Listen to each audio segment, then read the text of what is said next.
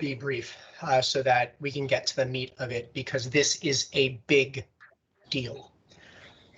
New Jersey is the first state in the country to wrestle meaningfully with, oh, I'm sorry, I want to make sure everybody can hear, and I just hear a little feedback. Should we just make sure everybody is on mute?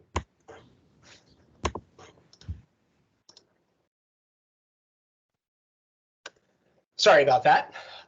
So this is a big deal because New Jersey is the first state in the entire country to wrestle meaningfully with addressing the cumulative impacts of pollution that are disproportionately experienced by low-income, Black, Brown, and Indigenous communities.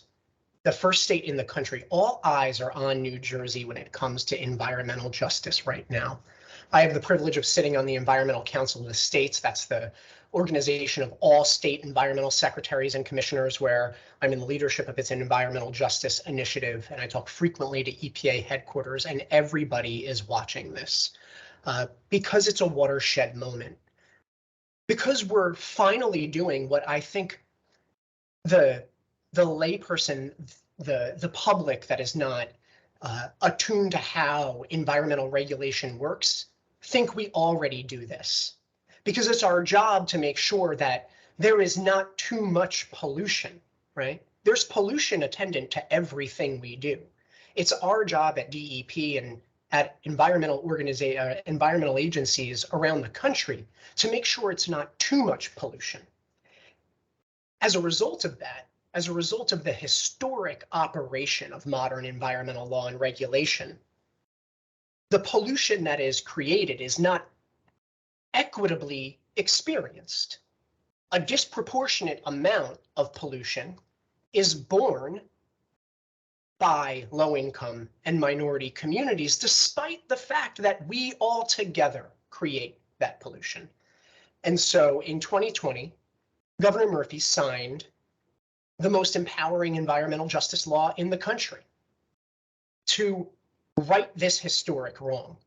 But like any other environmental law, past or present, it's not self-executing. For every piece of environmental legislation through the decades, one that is 6 pages long will result in 60 to 600 pages of regulations that explain how we achieve the ambitious end of any piece of environmental law. The legislature in New Jersey's environmental justice law said, DEP, you now have the authority to ensure that our low-income and minority communities that are unduly burdened by pollution do not suffer a disproportionate share of pollution in the furtherance of new facilities or expansions of existing facilities. But they didn't tell us how, because it's really, really hard, difficult work to determine baseline conditions that are experienced by any given community, how to analyze and measure them, and how to create the metrics by which you are going to base a comparison of a disproportionate impact upon. And so over the last year and a half, we have wrestled with those hard questions in collaboration with community leaders, in collaboration with those in business and industry. And we believe we have landed at the right place. And so today, what our team, led by Deputy Commissioner Sean Moriarty and our Director of Environmental Justice, Candace Perry, will explain to you how we will do this analysis, how we will make this promise to further environmental justice, how we will make it real. And one thing that I want to note about this is that it's complex, necessarily imperfect the way any regulatory endeavor ever is, but it's change making. And it's going to feel too big, too fast, too soon for some. And it's going to feel too little, too slow, too late for others. It's intended to strike a better, more just balance within what is already difficult regulatory terrain. And make no mistake about it, this rule will be debated, contested, and refined in the months and years to come. I'm certain that communities and advocates will append to it their hopes and their disappointments. And I'm also certain that some regulated entities will grumble, but more will meet its challenge to live their values of being a good, even better neighbor. And lawyers will certainly build entire careers based on splitting its hairs. But it will outlast each and every one of us, which is precisely why we do this hard, important work at the Department of Environmental Protection, to leave our communities and the environment we share better than we found them. And to our team who is on this line, I will tell you that I believe that you have done that here. And I am so very proud of you. So please take it away. Thank you, Commissioner. We'll turn this over to Sean Moriarty, who is our Deputy Commissioner for Legal and Regulatory Affairs. Sean? Thank you, Larry. Thank you, Commissioner. And thank everybody again for joining us today. Obviously, this is a big day, and what we're going to present to you is the result of an incredible team effort throughout the department, and we're very, very proud to be speaking about it today. I'm going to pull up a PowerPoint that I'll walk you all through.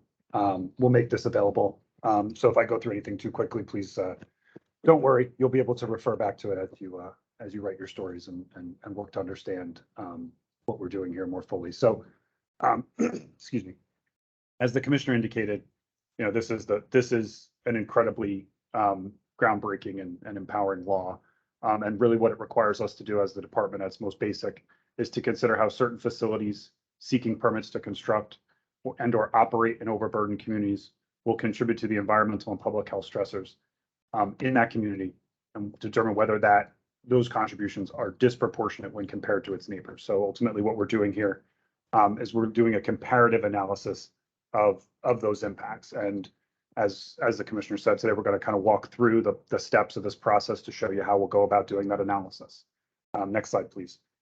So as we walk through the rulemaking, I think it's really important to ground ourselves in the legislative intent that's expressed in the findings of the law. That's what you see here on the screen. I'm not going to read them all, but they really speak to the legacy of inequitable siting of pollution generating facilities in our low income and communities and communities of color. Speaks to the need to more equally and equitably share the burdens of our economic development, and the need to correct these historical injustices through meaningful public engagement, and under the appropriate circumstances, placing limits on the construction and operation of new and/or existing facilities.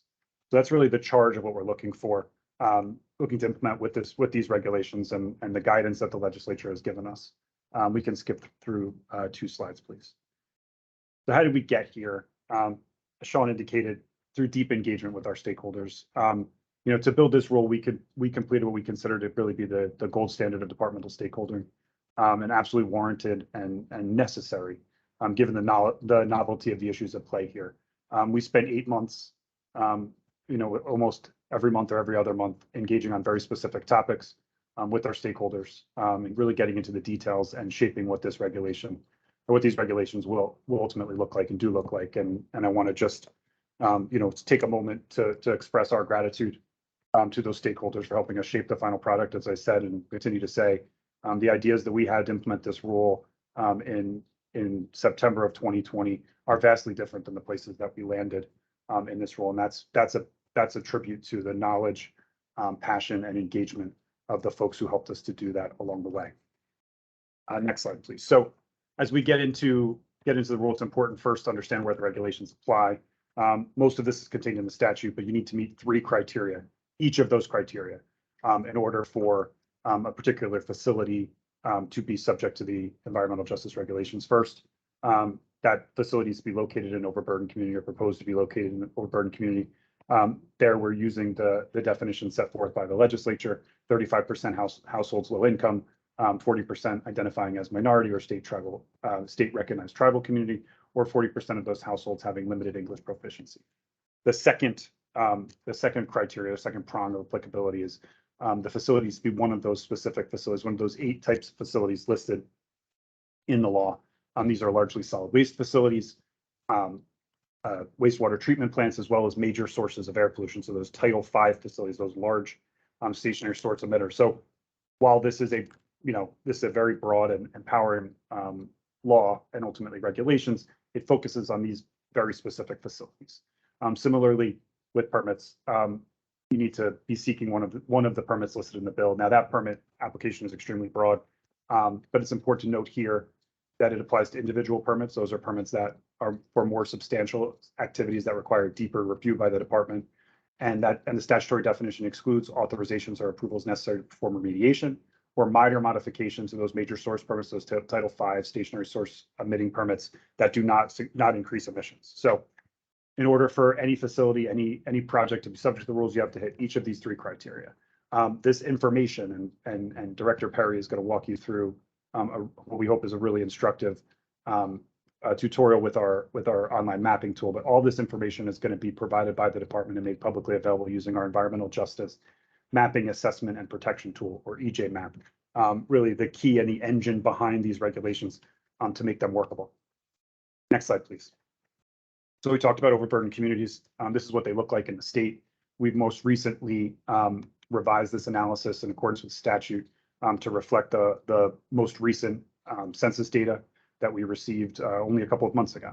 That was updated from our original mapping tool, which had the 2019 data. Now we have the 2020, 2021 data, and shows that, the presence of block groups, 3,447 block groups, and the population of those at about 4.6 million people. So you're looking at, about 50% of the state, both from a block group and population level, reside in these areas deemed by the legislature to require further analysis. Again, that information is going to be presented on EJ Map, as well as much more of what we've provided, what we're going to be able to provide here. Next slide, please. So I want to talk about a couple of key concepts that we need to define briefly to kind of aid in understanding the remainder of the analysis. First is the stressors. We've talked about how we need to be able to compare stressors across communities. So the statute gives us broad categories, and we work to fill in those categories with appropriate data points. We use data that needed to be publicly available, reliable, accessible, and usable at a block group level. So you needed to be able to consider specific data sources and how they might fit within these categories, and then be able to use them publicly and reliably to conduct this analysis. I think a couple of things to point out here is the inclusion of regulated facilities as stressors. We think that stands for the proposition that when those facilities are located in abundance in a community, they may in and of themselves represent a stressor to that community, and we consider them to be so using density related criteria in our stressor list. It's also important to note here use of the term may cause for the public health stressors that allowed us to consider present conditions, things like age of housing stock, ambient air monitoring, proximity to highways, to inform these key public health criteria like asthma rates, cancer rates, elevated blood lead levels. Next slide, please. So I'm not going to go through each of these, but I'll give you a broad overview of how we filled in these definitions. So we initially developed a brainstorming list of over 60 stressors that was based on prior efforts from the department and tools that provide similar data like EPA's EJ Screen or California's EnviroScreen, as well as input from our stakeholders. Over the process, over the last year, we worked to narrow down that list, considering alignment of that information with the categories in the environmental justice rule. Again, availability, quality of data, the ability to manipulate that data to the appropriate geographic scale, the ability to quantify, and ultimately the marginal value of any given data point. Our stated goal was to use the minimum number of stressors necessary to accurately assess environmental and public health conditions in an overburdened community. We went from 60 down to 26. We think we've hit that mark, getting at the real key stressors, each of which provide significant marginal value when added together to consider what those conditions are in an overburdened community. Next slide, please. So I encourage folks who are interested in this topic to look through the PowerPoint and at each of these, but I'll just give you a brief brief idea of what you're looking at. So you're looking at these specific stressors. You're looking at the statutory criteria and the data points that we've pulled and are going to use. You can see where that data comes from, what that data stands for, and whether, for comparative purposes, whether it's used in EJ screen or Cal Enviro screen. We think that's important. But as you scroll through, and we can continue to scroll through, Kate, you see concentrated sources of air pollution, how we've defined those, mobile sources of air pollution, water sources of air pollution. Again, looking at some of these sites, looking at a square mile density, a density metric for some of these. We're looking at solid waste and scrap yards. We're looking at contaminated sites, including sites that have been remediated to standard, but remain restricted in some way, which we think are evidence of prior industrial activities. And again, when found in abundance, when it's overrepresented in a given community, that is a signal of a stressor level. You have conditions that may cause public health issues. We're looking at drinking water. We're looking at potential lead exposures by considering age of housing. And we're also looking at, we can scroll through a couple, quality of life stressors like lack of recreational open space, lack of tree canopy, impervious cover and flooding. All of those together affect heat island. They also affect how climate change will impact these communities and are critical to assessing stressor levels. Last but not least, may cause public health issues, social determinants of health, including unemployment and education. So that gives you kind of a full list of the stressors that we're looking at. Next slide, please. So now that we've talked about the stressors, we have to discuss what we're comparing them to. I guess essentially, as in my terminology, the neighbors. And to do that, we look at something called a geographic point of comparison. Statute gives us discretion to find the appropriate geographic point of comparison, and we've determined that the appropriate approach is a hybrid approach, which we think is most protective. I'm looking at it in layman's terms. We're really looking kind of the lower of the county or state. I say average because I'm a lawyer, not a mathematician. Average of the non-overburdened communities in the state. So we're comparing essentially the conditions in overburdened communities with those not considered overburdened communities by the legislature and looking at what that kind of middle number is.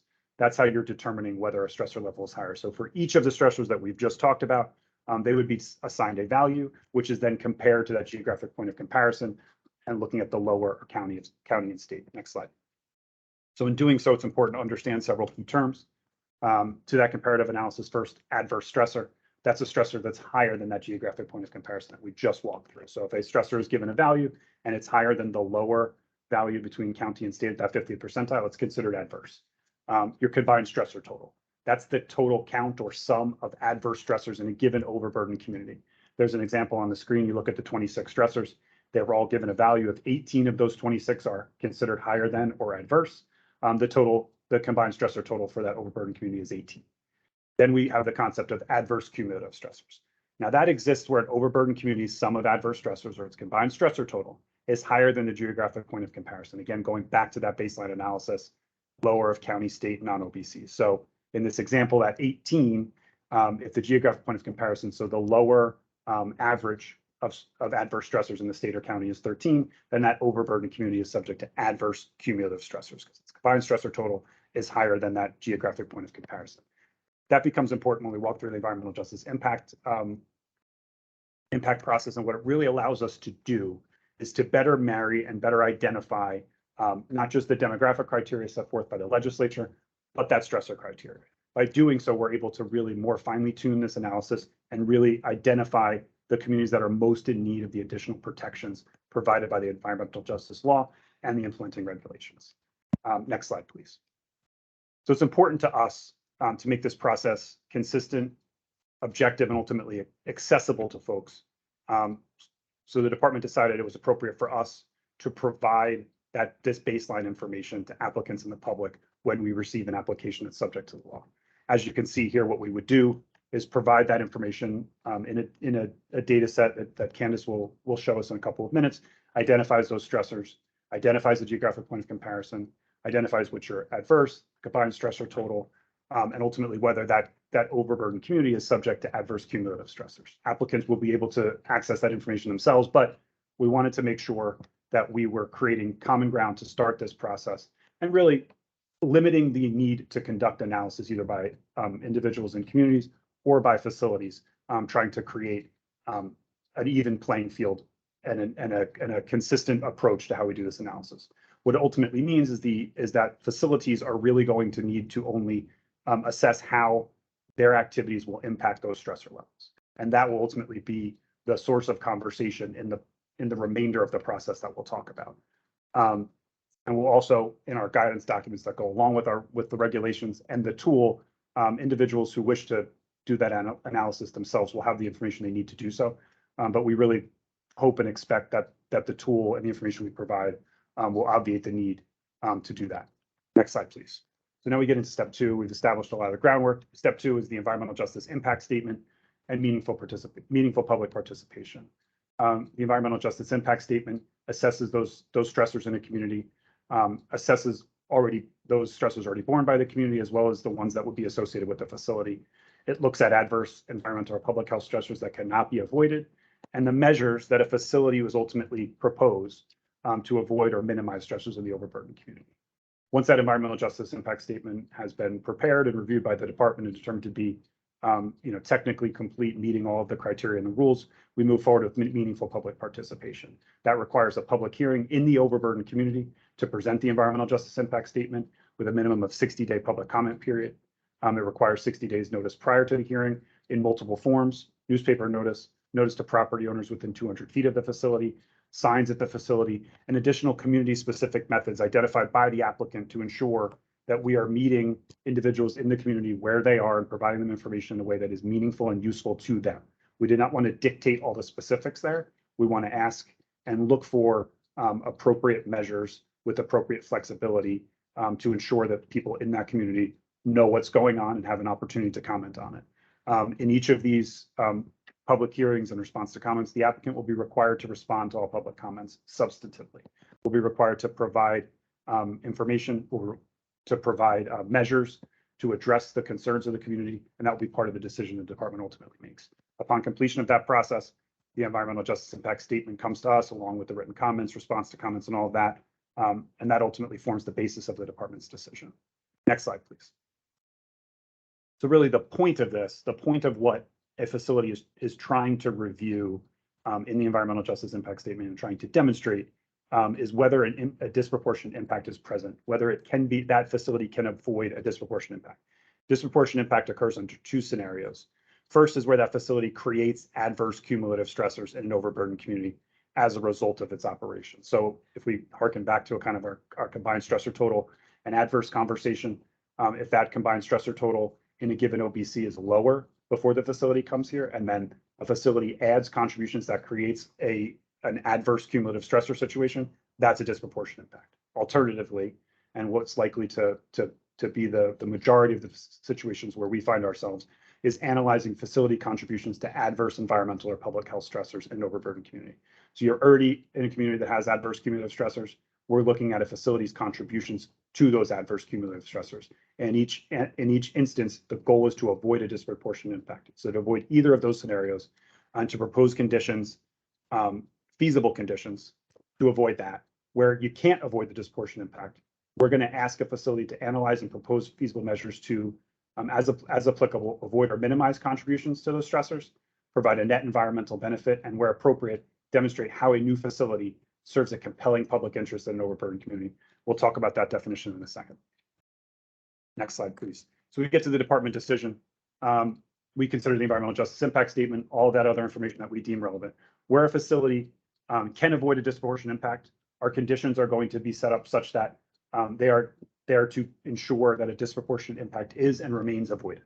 So we're going to condition any permits issued there to ensure that whatever measures the applicant puts in place will prevent a disproportionate impact from occurring. Where it cannot avoid a disproportionate impact, we have 2 sets of authorities here. For new facilities, we have the authority and are required to deny an application where disproportionate impact exists unless the facility can demonstrate that it serves a compelling public interest in the overburdened community. Emphasis there on in the overburdened community, and we'll talk about that again in a second. For expanded facilities or major source renewals, we have different authority. We are not authorized by statute to deny those applications. We are authorized, however, to impose appropriate conditions. So we would oppose conditions necessary to ensure that those facilities' impacts are, as we go through that paradigm of avoidance, minimization, and net benefit, that those conditions are carried out. Next slide, please. Compelling public interest. This is a source of much conversation with our stakeholders. One of the crux, the key points of this analysis. So As we discussed, compelling public interest serves as an exception to the requirement that new facilities that we would deny their permits where they cannot avoid disproportionate impact. We've defined it to hit three major criteria where we were looking for projects that primarily serve essential environmental, health, or safety needs of individuals in the overburdened community, that they're necessary to do so, and that there are no other reasonably available needs to meet those means to meet those needs. So we're looking at core interests of the folks in an overburdened community and the need to locate a facility there, and the need for that specific facility to be what is done to address those needs. So what we're really talking about is a focus on public work types projects that are necessary to serve those essential needs in the overburdened community. So we're talking about the needs of individuals in that block group. We're not talking about the broader needs of the state. We're not even talking necessarily about the broader needs of the community in general or the municipality. We're talking about the people who live, work, breathe around those facilities. Those are the people who are the core of this analysis, and these are the people who we need to ensure are being benefited by any of these facilities. So we look, we think that this is going to provide us with flexibility to consider projects that might otherwise trigger the regulations, but directly reduce stressors, like CSO projects. We're not in a position to be at cross purposes with key projects that will reduce the stressor load on these communities. Reducing CSO impacts is critical for the department and critical for the state. There's a pathway to ensure that those projects occur. As has been pointed out in some of the early press on this, and good job everyone pulling this out, economic benefits of the proposed facilities, things like employment, tax revenue, ratables, are not going to be considered to determine whether a facility serves a compelling public interest in the overburdened community. We will, however, consider the position of members of the overburdened community. We think that's consistent with the principles of environmental justice, consistent with giving folks a voice as to what occurs in their community. So that voice, an overwhelming support of a particular facility has to be considered relevant to the commissioner's ultimate decision on whether something satisfies the compelling public interest standard. Next slide. We've talked about this a little bit, but just a brief overview of the conditions. So as we talked about for renewals, we're going to ask facilities to avoid impacts, and where avoidance is not feasible, to minimize their contributions to individual stresses in overburdened community. For new and expanded facilities, we're going to ask for a little bit more. Beyond avoidance and minimization, we're going to consider additional feasible conditions that will reduce offsite stressors or provide a net environmental benefit that improves baseline environmental or public health stressors in the overburdened community. So that for new and expanded facilities may expand the scope of analysis here just from the facility specific contributions to things that they might be able to do offsite to better those conditions in a community. Now, what was critical to us and what we heard a lot from our stakeholders is when we're talking about those major source emitters, those stationary sources, we needed to come up with objective and clearly understandable standards for those, and we did that. We created two separate standards, one for new facilities and one for existing major source renewals that we think build off of existing standards contained in the Air Pollution Control Act, things that folks will understand. And we really think that this is going to benefit and address the contributions of legacy sites that have lagged in technology upgrades over time. So really going to be able to get at some of the older facilities that are long-time emitters in these communities, and we believe see real benefits to public health and environmental conditions in those communities. Next slide. So last but not least, let's talk about the process, rulemaking process. So as Larry indicated, on Monday, the publication of the rule will occur in the New Jersey Register. It's already available on our website as a courtesy copy. The one in the Register is the official one. There's no difference there, but I am required to say that because I am a lawyer. We'll have a 90-day comment period on that. Our goal is to provide an extended comment period in addition, beyond what we would normally provide, which is 60 days, to allow folks to digest and provide us with meaningful feedback on this rule. Our goal is to not extend it further because, as you can see on the bottom, we have a goal of adopting this rule by the end of the year. Now, consistent with our principles, consistent with the principle of meaningful public participation, we're doing kind of enhanced public hearings as part of this proposal. We would typically do one, at most two public hearings in Trenton. We're doing more than that. We are doing 2 sessions in Trenton. We're doing an additional public hearings in both Camden and Newark, as well as an additional virtual hearing for folks who can't make it to any of the in-person hearings. With the exception of the one Trenton session, all are going to be occurring in the evening. We found that has been most beneficial to ensuring participation by members of our overburdened communities. And when we did our stakeholdering, we adopted that process, and it worked very, very well. Public comment period will end in very, very early September, and then we will work hard to try to get this rule into the New Jersey Register for adoption by the end of the year. Again, thank you for everyone's time. I want to hand it off to Candace, who's going to walk us through the tool and really kind of show you guys how this looks in practice. Thank you, Sean. Candace Perry is the Director of our Office of Environmental Justice. She works very closely with communities. She's heard their concerns firsthand. She has worked very closely in developing this rule proposal and also in developing the environmental justice mapping tool, which, as Sean indicated earlier, is an important tool that will help in effective implementation of this regulation. Thank you. Candace. Thanks, Larry. And hello, everyone. Good afternoon. Thank you to Commissioner LaTourette for your opening remarks and to DC Moriarty for the overview of the rules. So I'm going to walk you through a demonstration of the EJ Map tool, essentially as an application for everything that DC Moriarty just covered. So in order to kind of understand EJ Map and the purpose of the tool, it has 4 key purposes. So the first is to visualize where overburdened communities are throughout the state. The second is it will allow you to visualize where existing regulated facilities are, regulated facilities under the law are located. Third, what existing environmental and public health stressors currently impact these overburdened communities. And fourth, how these existing stressors compare to the overburdened community's geographic point of comparison, which is either the county or the state, whichever is the lower, we'll get into that, and how that comparison constitutes if that overburdened community is adversely cumulatively stressed. So this information will help applicants to produce the environmental justice impact statement and to understand the process that the department will use to evaluate the EJIS, which will, again, the department will use as one of the key pieces of information to make a decision on applicable permits. This is also a step toward our environmental justice goal of giving everyone equal access to information to influence environmental decisions about what happens in their communities, which is a key ingredient for being able to engage in such decision-making processes, is having the necessary data to understand the issues at hand. So with that quick overview, let me dive into the tutorial and pull this up for you all.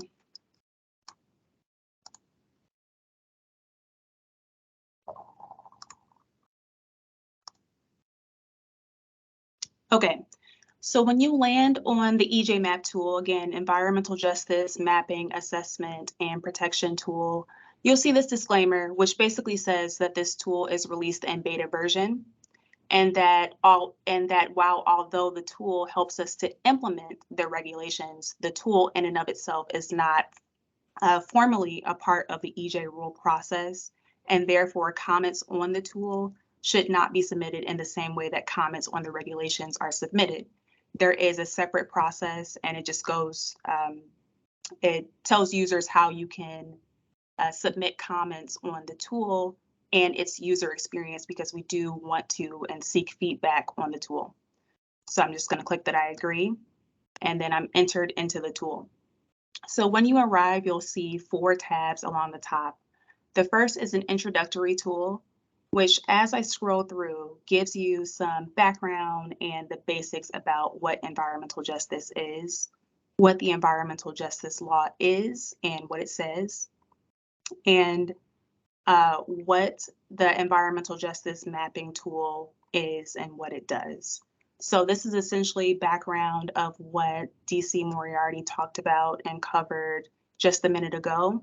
And we thought that this introduction was very important to make sure that users of this tool have the background and the basis for why this tool is so important and what we're talking about as we go through this framework of the environmental justice regulations. So I encourage you to read this in your own time, as it will give you a good background. So the second tab up here is our overburdened communities tab. And so this tab allows you to visualize where overburdened communities exist in New Jersey. So you'll see on the left, there is a legend. where there are specific colors that correspond to the identifiers that would identify a community as an overburdened community. So I'm just going to take you through an example to apply this using DEP's main building, our headquarters. So I'm going to type in 401 East 8th Street.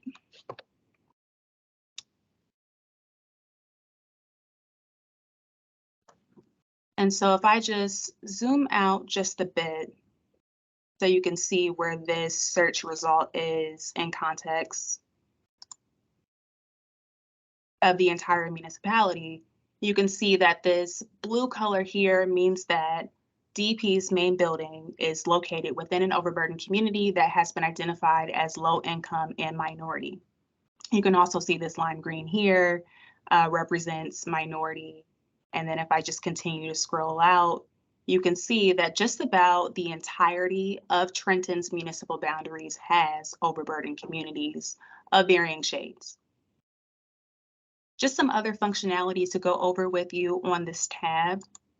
You can turn on and off different layers. So I can turn on the county layer.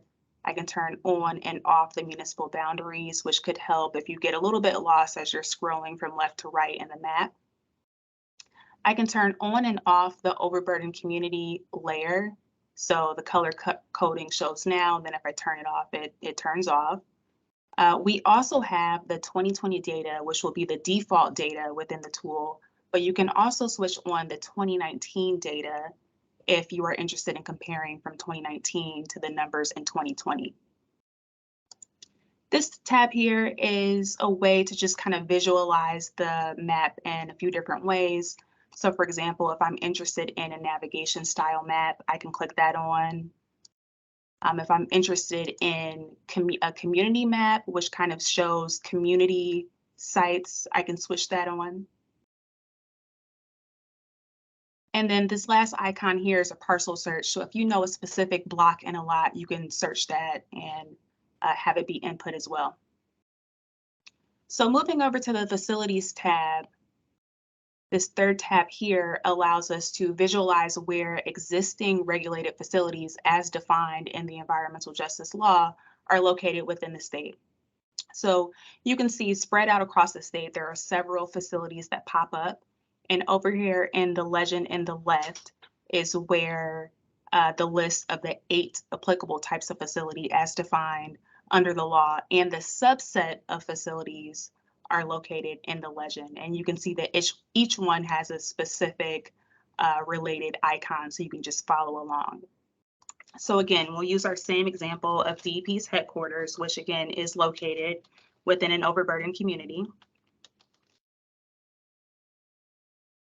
And let's just see what we see nearby. So I'm just going to zoom out a bit. And so you can see nearby to Trenton's headquarters, we have a major source of air pollution. So if I click on it, I can see some information about this site. And then just continuing to zoom out a bit more, you can see that there's a few more. These black boxes here are scrap metal facilities. Again, if I click on this layer list icon, I can click on and off these facilities.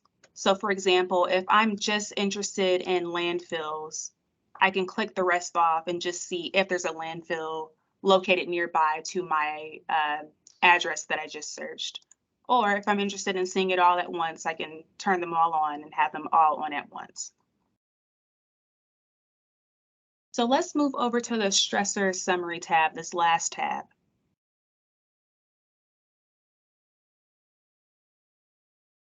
So when I arrive, I can see some different shades of blue going on. So over here in the legend, the darker blue shows the overburdened block groups that are higher than, or those that are adversely stressed. The lighter blue overburdened block groups are those that are not higher than or not adversely stressed. And so to see what's going on and how the tool actually makes that determination of which block groups are higher than and which overburdened block groups are not higher than, again, we'll use our same example.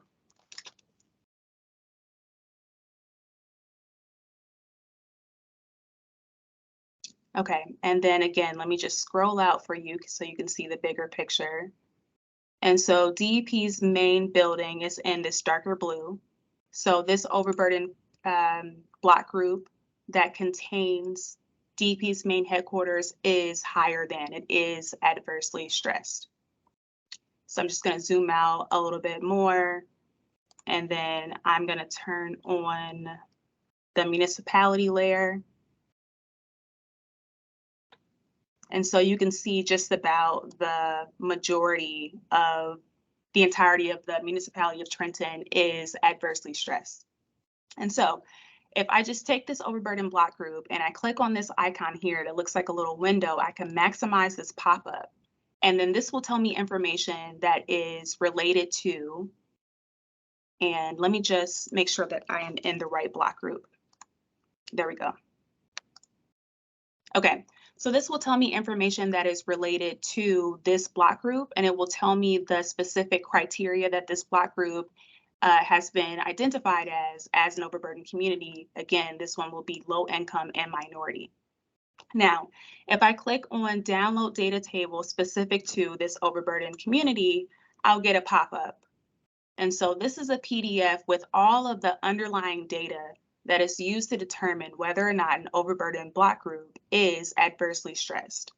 And so let me just zoom in and make this a bit bigger, and I'll explain to you how this works.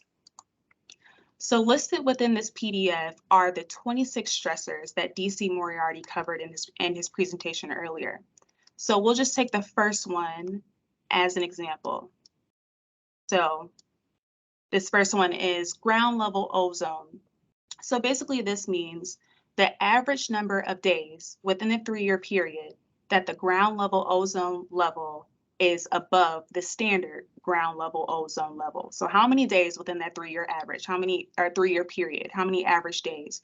So for this block group, that value is 2.3. So now we need to compare this value for this overburden block group to a geographic point of comparison. Again, the county or the state, whichever is the lower.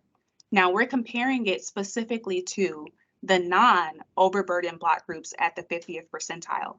So this means if you take within the county, so in this example, Mercer County, if you take all of the values for ground level ozone within each non-overburden community, and you line those values up from least to greatest, and then you take the median or the middle value, then you'll get 2.3.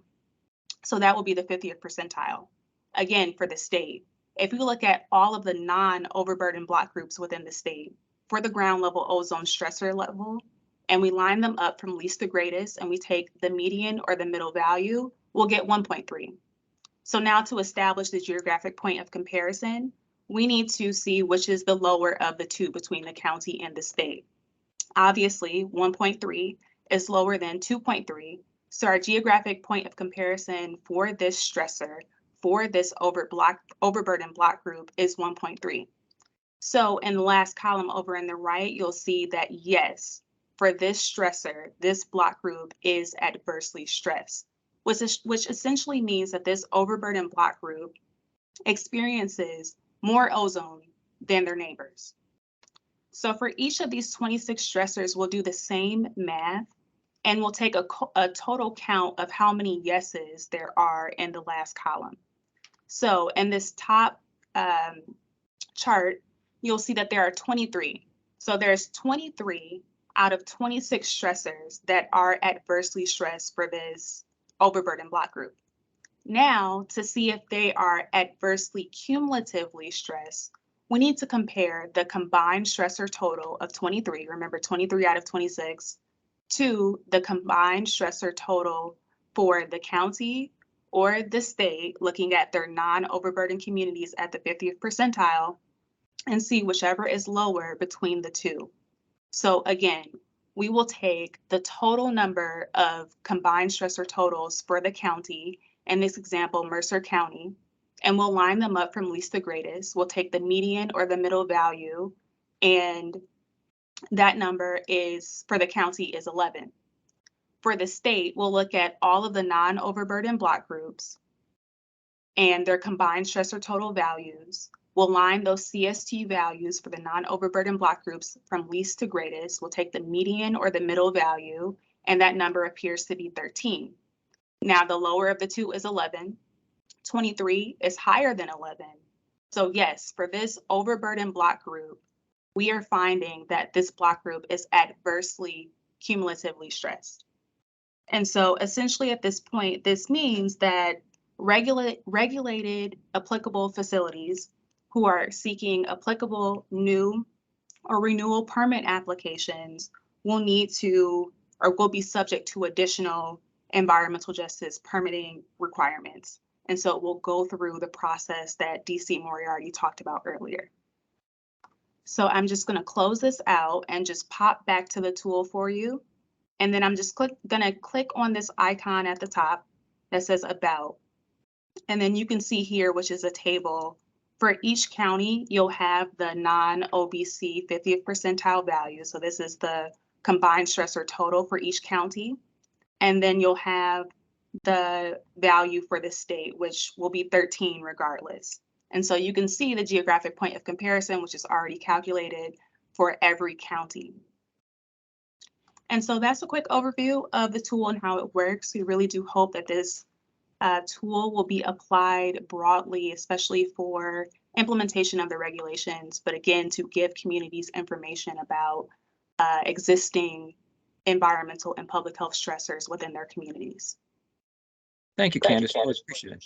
That was really good. I know it's a lot to absorb, but I want to turn it over to members of the press for questions. If you wouldn't mind just raising your hand, and I will try to acknowledge you and cycle to get everybody at least one shot. So any questions? Okay. Right. Scott Fallon. Let's see, Scott. Yes. Hey, folks. Will the proposal by the Passaic Valley Sewerage Commission for a gas-fired power plant at its facility be subject to these rules?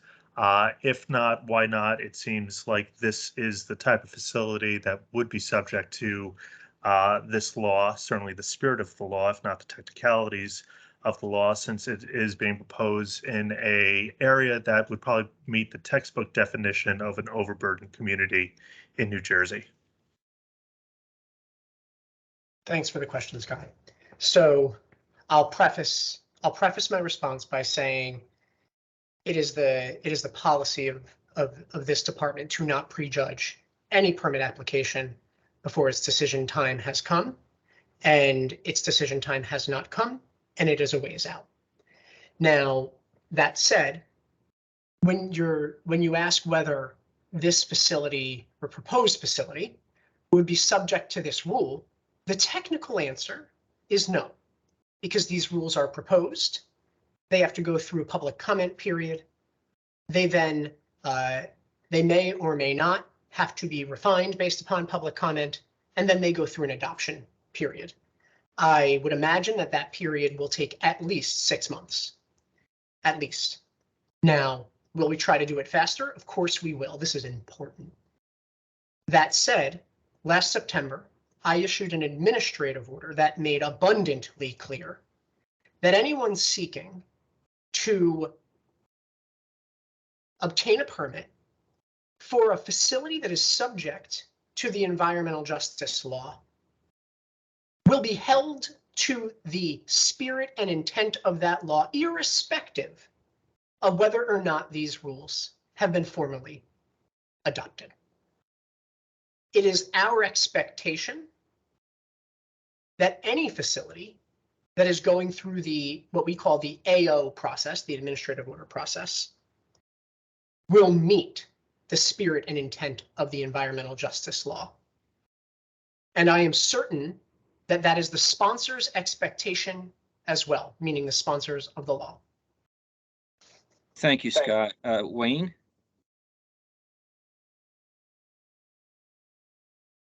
Wayne Parry? All right, can you hear me now? Yeah. Okay, great, thank you. Two questions. First, you said your goal to have rulemaking approved by December 31st. If that happens, will the law then be fully in effect, or is there still something that needs to happen beyond that point? Yeah, it's fully in effect upon adoption of the regulations and publication in New Jersey. So, when we're able to finalize our public comment period, respond to all those comments and get it through the remainder of that process, it will be in full effect. Nothing else. All right. So in other words, December 31st is your target goal to have this law fully implemented, correct?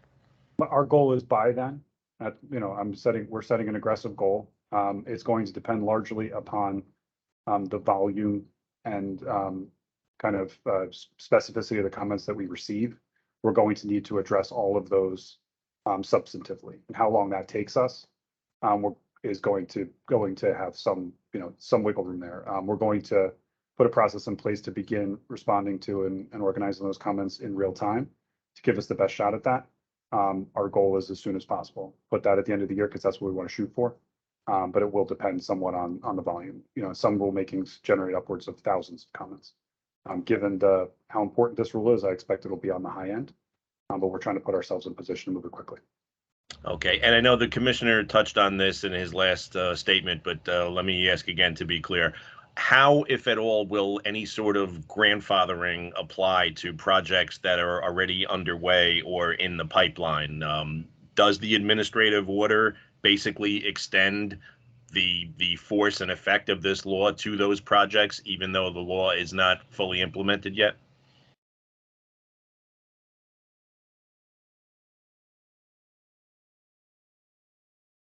Yeah, I'm with a pregnant pause here because it's a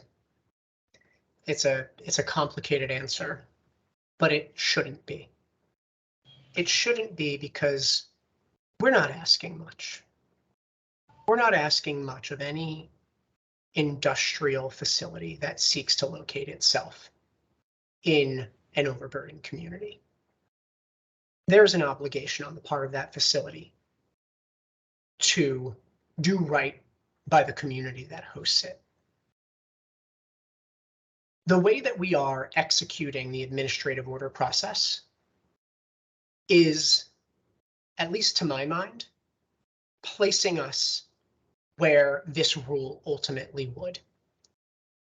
That I expect will continue. When we speak of projects in the pipeline, I'm not sure what that necessarily means.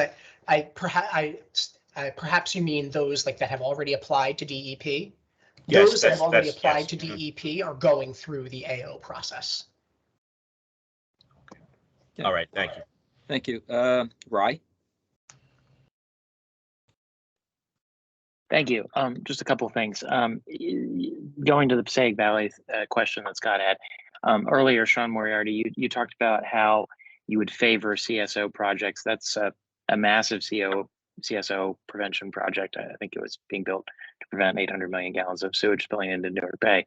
Does that mean that even if this process existed for the Passaic Valley sewerage facility, it would still be favored because it reduces sewer overflows? And I have like two other things. Yeah, so I think, let me correct myself. I'm not saying we favor that the rules favor any particular project. I'm saying that there is to the extent that folks would be concerned that there's not a proper pathway for projects that might trigger the environmental justice rule, but work to reduce stressors, that pathway exists through compelling public interest. So I'm not suggesting we favor that. As far as this project goes, again, we don't prejudge anything. It's subject to the administrative order. How it would exactly fit within the regulations is going to depend on the specifics of the permit application. But I think as Sean said, and to reiterate, what we're doing under the AO process substantively, if not procedurally, mirrors what we're expecting folks to do under the regulations. So we expect to get very similar outcomes on the PVSC project as we would even if it was under the regs. Thank you. And then, Dawn? No, Oh, I sorry, had two other Larry. things. It's okay, Larry. Well, I will stick I'm done. around so everyone gets their questions answered. I do not have a 2:30. Rye, continue. Okay, thank you. Thank you. I appreciate that, Commissioner. Just two things. Can you talk a little bit about what avoidance means? Is there a mitigation bank that counts as avoidance? No way. Like how do you avoid? So when we say avoidance and minimization, and mitigation, what we're referring to is sort of a three-step analysis that is very fundamental to most environmental law and regulation, right? The primary and very fundamental sort of first principle is that we avoid adverse outcomes from a regulated activity, whatever that regulated activity is, whether it's dropping a wind turbine into the ocean that could disrupt habitat, or building proposing to build a power plant in the city of Camden, right? We seek to avoid adverse outcomes. Where adverse outcomes cannot be fully avoided, we seek technological opportunities to minimize those impacts. And where minimization is not sufficient under the applicable regulatory framework, then mitigation may be an opportunity if it is available in the underlying environmental law, right? That's a general framework. In this instance, it is not possible to bank justice. So that doesn't exist. Yeah, I think it just to kind of build on that, Troy, I think it's just important, right, to understand this is what we're talking about as far as this paradigm. This is not an offset paradigm, right? We're looking for direct measures that a facility can implement on its operations to avoid impacts. So truck traffic is an example we go to a lot. If you have truck traffic that is going through a residential neighborhood on a daily basis, that's affecting those communities. How do you address that truck traffic? How do you avoid those impacts? You think about routing. You think about electrification. We're very concerned about the impacts of particularly these heavy duty vehicles and their diesel particulate emissions. How do you address that? So when you look at the specifics of those stressors and how we're analyzing them, facilities are going to be able to look at that, analyze their operations, and determine whether they can avoid in those circumstances. If not, we're going to ask them to minimize. We know you can't avoid in every situation, but we still want you to do the absolute most you can do to avoid, further exacerbating those adverse stressors. And then, as the commissioner talked about, we don't really use mitigation. We're talking about net environmental benefit. So we're looking at other things in those communities that can be done to reduce stressor levels. That could be eliminating additional impervious. It could be improving green space. There's a lot. I mean, the possibilities of this are endless. They are limited only by the creativity of the applicants. And there are a lot of things that they're going to be able to do within this paradigm to address both their contributions and the overall environmental and public health conditions in the communities. The really important thing about that is brand new, right? We have never had that level of authority before. To look at an entire facility's emissions, that does not exist. Now it does. And so when we talk about offsets, we're not talking about building parks in exchange for building power plants. What we're talking about is you have this entire facility, and there are many things that happen at a facility that cause negative environmental outcomes that we don't have an existing hook into, that this rule now finally gives us. And mobile sources of emissions is a major piece of that. Like the diesel particulates that are coming off of forklifts that are around all industrial facilities all of the time. They are not regulated now, but under this law, they could be. That, when we speak of offset, that's the kind of thing we need. Improving the environmental quality in that very place, in that block group, that community. Thank you. Dawn?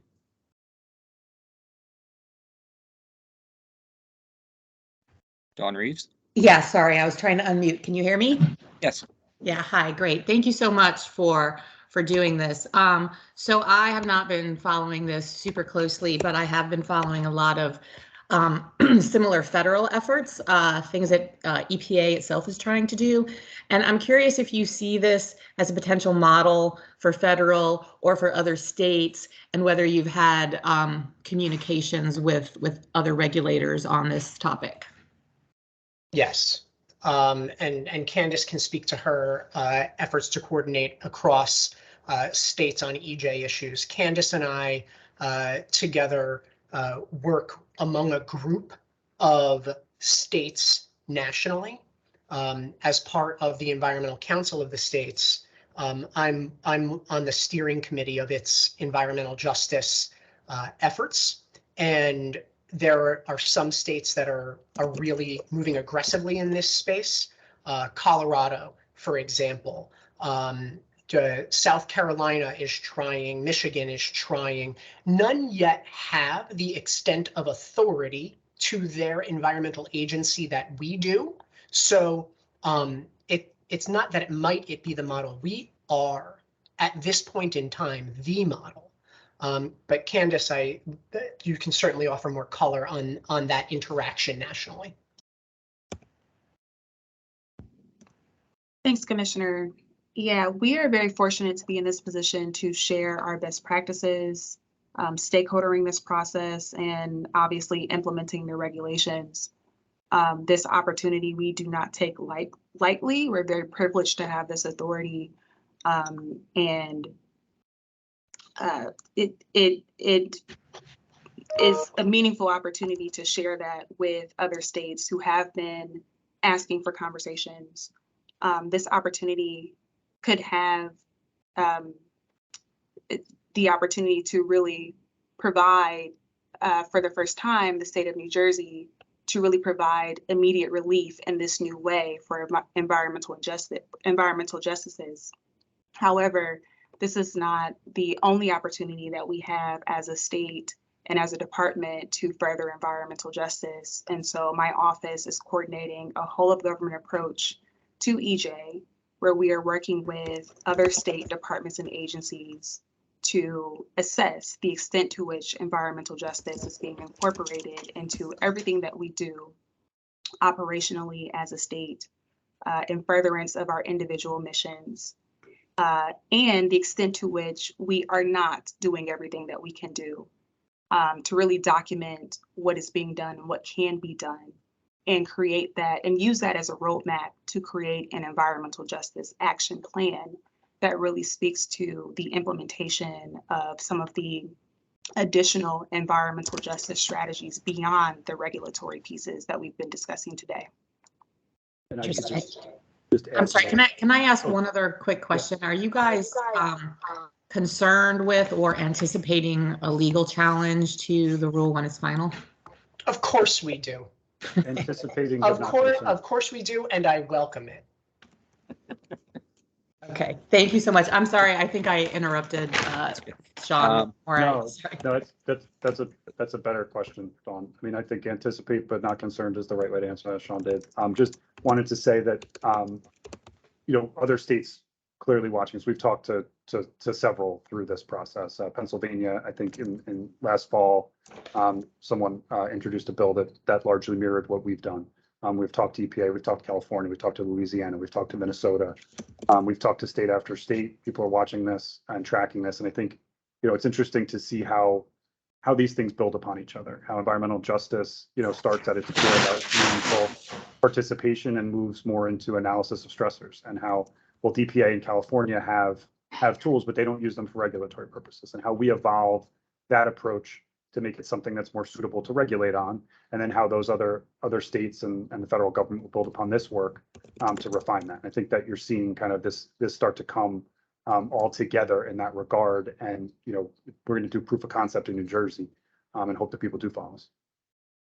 Thank you so much. I appreciate it. Thank you, Dawn. Tom Johnson, NJ Spotlight.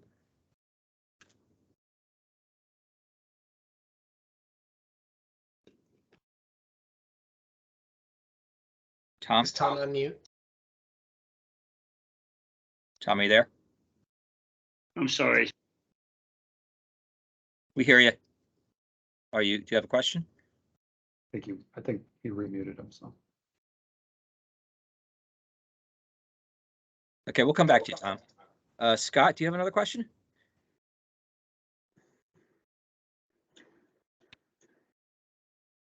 Okay. I see Frank, your hand just went up. Yes, can you hear me? Yep. So my question is, this is the first view we've had of this. And I thought I heard someone say this is like 50% of the state is classified as overburdened community. I don't know if I have that right. And I was looking at the presentation of the map without having to click on the map location by location. Is there a data set that just shows these census blocks that we can look at? Yeah, there's a link I can send you, Frank. Okay, thank you. Yeah, I mean, there are PDFs and there's a list of all the overburden block groups.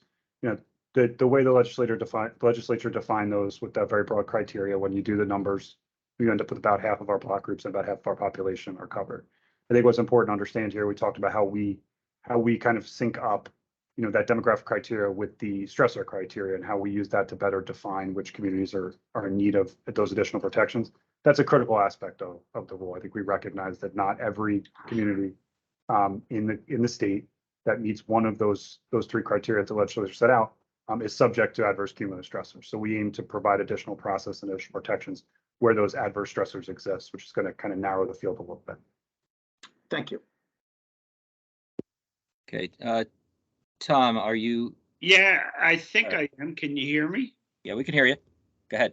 All right, Commissioner, I just wanted to get a sense of your expectation on how often the compelling public interest will be approved.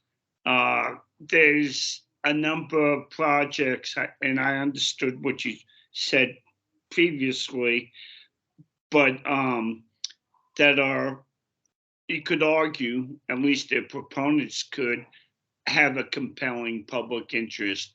How often is that going to be used to get around this law? Tom, if you are asking me whether we built in an exception that swallows the rule, the notion of it is offensive because that doesn't exist.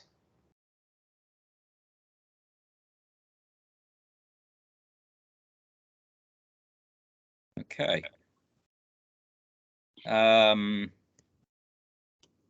Let's see. Ryan, did you have another question? Yeah, if I may, just help me again with avoidance, just like an example. So you have a brownfield or something, it's currently grass. I'm building something on it. That's an impervious surface. I'm in an area that's obviously going to contribute to flooding.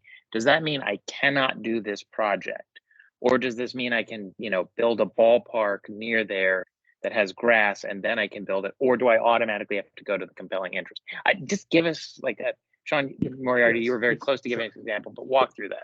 Yeah, it's very difficult because the analysis is going to be very specific and it's going to be kind of fact-based, right? So if you have a facility, you have a brownfield in a community that's all grass, so you have no impervious cover. You're going to look at the impervious cover stressor and determine whether that's adverse, right? So are you considering whether let's say it's not adverse, right? It's probably the more useful way to look at this. So that impervious cover number is below the lower of state or county. So you would take the amount of impervious that would be intended to be put on that site. You would run that through that analysis, make a determination about whether that changes it from non-adverse to adverse. In that case, that would be creating a disproportionate impact. In situations where that impervious stressor is well above levels, then contributing to that already high level of a stressor is going to be considered disproportionate impact that's going to have to be dealt with. So if it's a new facility that wants to put a bunch of impervious in a place that's already well above average, then that's something that they're going to be unlikely to be able to avoid. Now, that assumes so that you need to put significant impervious cover, right? I mean, there are other ways to get around this. There are ways to do this through the installation of pervious pavement and other things that we can look at to encourage more environmentally sound development, right? So like the whole idea that this is going to prevent things, I think is misplaced. I think it's what it's going to do is search for creative solutions to find ways to avoid these impacts. All right. All of that assumes that the thing being built on the brownfield is subject to the law at all. Yes. Let's all remember the point Candace was getting at, which is critically important. This law is transformative, literally the most transformative law in at least 30 years. That said, it applies to 8 types of facilities. DEP has authority over well more than 8 types of facilities. But this applies to 8 types of facilities that the legislature deemed to be the most highly polluting, right? So it does not apply, and specifically by its terms, to brownfield sites themselves. It depends upon what's being built there. Is it a subject facility? So you've always got to start there. But it's why what Candace was talking about with respect to our EJ assessment and action plan is so important, because there's lots of ways we can change ourselves in DEP and across state government to further the promise of environmental justice. So I just want to kind of keep us all there, because what happens sometimes is folks over anticipate the impact of this and suggest it causes some parade of horribles, which is from an economic perspective, which is completely untrue. So I felt the need to articulate that. Yeah, I mean, when you think about that, when you think about the facility definition, it leaves so much room for other things to be built in communities, right?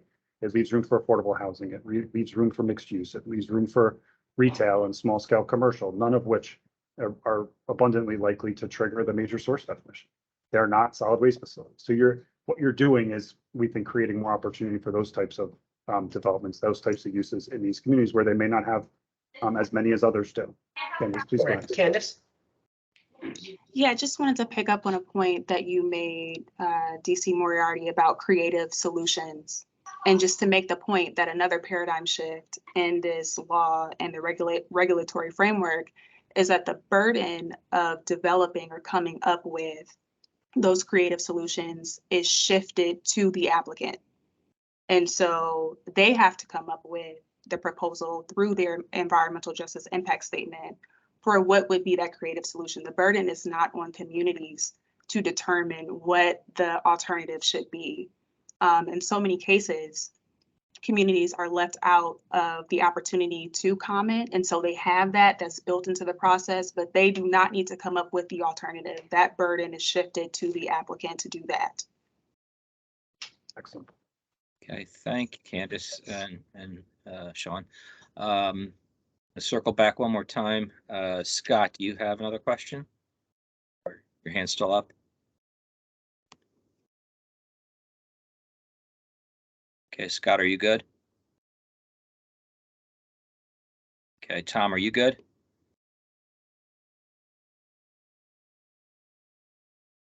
Give him a second in case he's muted still.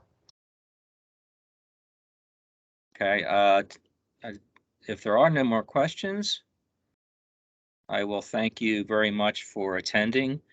Hope you found this to be very informative and helpful in understanding the next steps in this important process and where we need to go, the direction we need to go in as a state.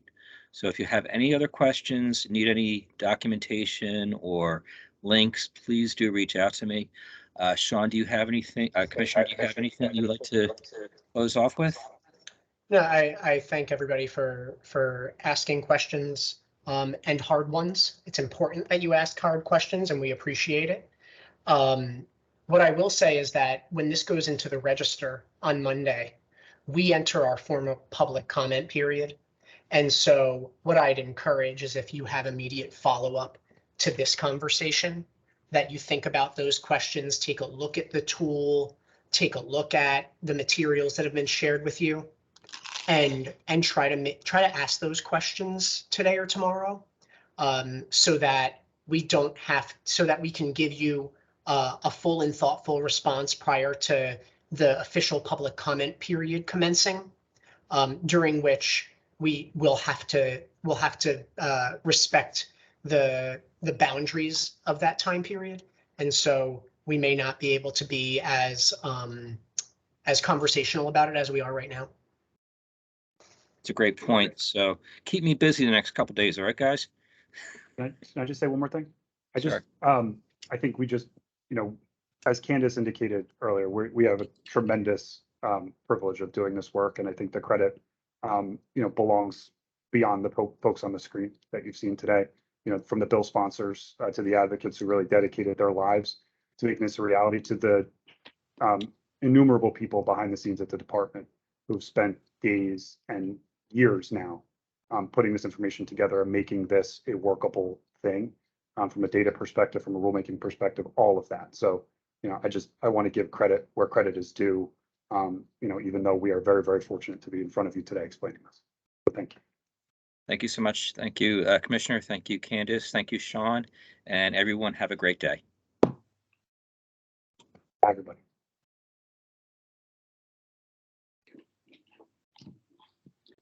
Lucy.